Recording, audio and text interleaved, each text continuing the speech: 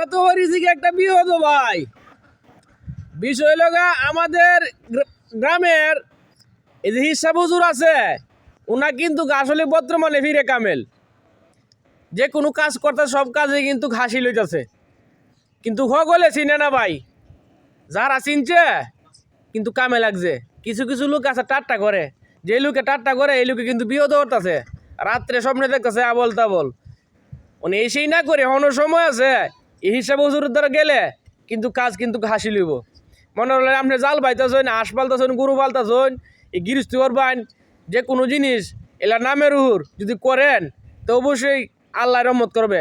কিন্তু আপনি তো কবেন যে এও তো বড় কামে লইছে গা। আরে না ভাই, উপরে আল্লাহ, আল্লাহর পরে দেয় মনে করুন উনা, আল্লাহর নাম লইয়া বাদে ওনার নাম লইয়া কাজ করবেন, অবশ্যই কাজে লাগবে। কিন্তু এই ফজুর পরে থাকা বাড়ি এলাকার গ্রাম, কিন্তু পানির লাগি যাতায়াত নাই, কেউ জানে না চিনেও না।